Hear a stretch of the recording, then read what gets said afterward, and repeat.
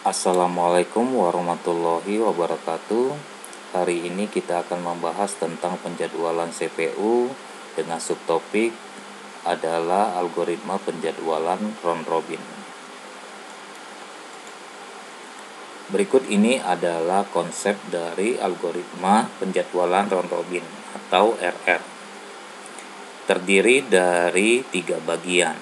Yang pertama adalah FCFS atau first come first serve. Yang kedua adalah primitive. Dan yang ketiga adalah QT atau quantum time, yang digunakan untuk membatasi waktu proses. Berikut ini adalah aturan dari algoritma round robin atau RR, di mana terdiri dari 2 bagian. Yang pertama, jika burst time-nya lebih kecil atau sama dengan quantum time-nya, maka proses tersebut akan diselesaikan. Yang kedua, jika burst time-nya lebih besar dari quantum time-nya, maka proses tersebut akan dihentikan sementara jika sudah mencapai quantum time-nya, dan selanjutnya mengantri kembali pada posisi ekor dari ready queue-nya. Berikut ini adalah contoh dari penggunaan algoritma penjadwalan round robin. Pada tabel berikut ini terdiri dari 3 proses, yaitu P1, P2, P3 dengan burst time-nya dalam satuan milisecond, yaitu P1 sama dengan 24 milisecond, P2 sama dengan 3 milisecond, P3 sama dengan 3 milisecond. Dengan nilai quantum time-nya adalah 4 milisecond.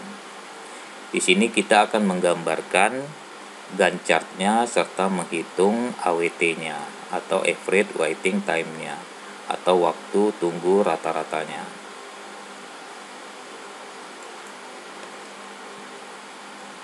Langkah pertama adalah kita membuat ulang tabel yang tadi atau tabel sebelumnya. Nah, di sini proses ada 3, yaitu P1, P2, P3 dengan burst time-nya adalah P1 24 milisecond, P2 3 milisecond, P3 3 milisecond. Nah, di sini kita tambahkan kolom berikutnya, yaitu kolom sisa dari burst time-nya. Nah, di sini dengan nilai quantum time-nya sama dengan 4 milisecond. Langkah berikutnya kita menggambarkan Gantt chart-nya. Nah, kita ingat kembali bahwa konsep dari round robin ini adalah FCFS, yaitu yang pertama kali datang akan dilayani dahulu. Nah, jadi di sini P1 adalah pertama kali datang, maka dia akan dilayani dahulu. Di sini dimulai dari 0, kemudian kita lihat kembali burst time-nya 24 itu lebih besar daripada nilai quantum time-nya, yaitu 4 milisecond. Maka P1 akan dikerjakan sebanyak nilai quantum time-nya, yaitu 0 sampai dengan 4. Nah, di sini P1 masih belum selesai. Masih ada 20 milisecond lagi yang harus diselesaikan. Kita simpan di kolom ini. Langkah berikutnya adalah P2. P2 di sini dengan nilai burst time-nya adalah 3 milisecond. Nah, di sini burst time-nya lebih kecil daripada nilai quantum time-nya. Maka P2 di sini bisa diselesaikan. Nah, di sini 4, karena dimulai dari 4 ditambah dengan 3, maka sampai dengan 7. berarti P2 selesai. Langkah berikutnya P3 di sini dengan nilai burst time-nya 3 milisecond lebih kecil daripada nilai quantum time-nya. Maka P3 bisa diselesaikan. Nah, jadi di sini karena dimulai dari 7, jadi 7 ditambah dengan 3 sebanyak 10 diselesaikan. Langkah berikutnya kembali lagi ke proses P1. Nah, di sini proses P1 kita lihat kembali ke tabel ini atau kolom ini, 20 lebih besar daripada 4 milisecond. Sehingga di sini dia akan dikerjakan sebanyak nilai quantum time-nya. Jadi 10 ditambah dengan 4 sebanyak 14. Nah, di sini masih ada 16. Kita tulis lagi di sini 16 itu masih nilainya lebih besar daripada quantum time-nya. Maka akan dikerjakan sebanyak nilai quantum time-nya, yaitu 14 ditambah dengan 4 sebanyak 18. Sisanya adalah 12 milisecond lagi. Nah, di sini 12 milisecond lagi masih nilainya lebih besar daripada quantum time-nya.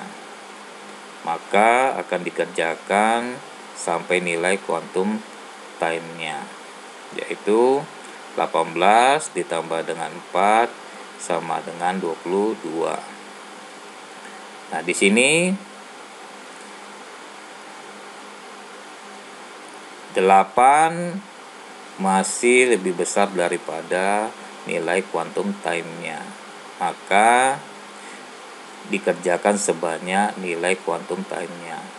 22 ditambah dengan 4 akan dikerjakan sebanyak 26. Nah, di sini masih ada 4 lagi. Nah, 4 di sini nilainya sama dengan nilai quantum time-nya. Maka akan diselesaikan sebanyak nilai quantum time-nya. 26 ditambah dengan 4 sama dengan 30. Nah, di sini P1 sudah selesai atau habis.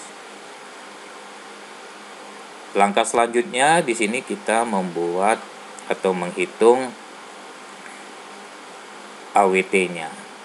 Nah, di sini untuk P1 kita lihat adalah waktu awal masuknya 0 ditambah dengan 10. Nah, di sini kita lihat di sini tidak ada proses selain P1, sehingga kita cukup melihat awal dari P1 di bagian ini. Jadi saya ulangi lagi, 10 dikurang dengan bagian akhir dari P1 yang pertama, 4 sama dengan 6. Untuk nilai P2 kita lihat di awal saja, 4. Kemudian P3 kita lihat adalah 7.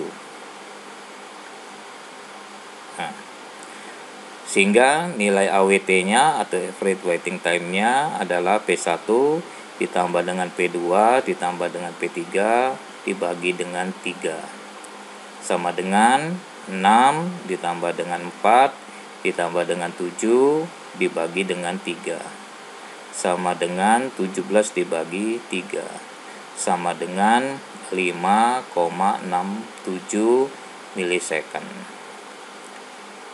Inilah cara menyelesaikan kasus dengan menggunakan algoritma round robin atau RR.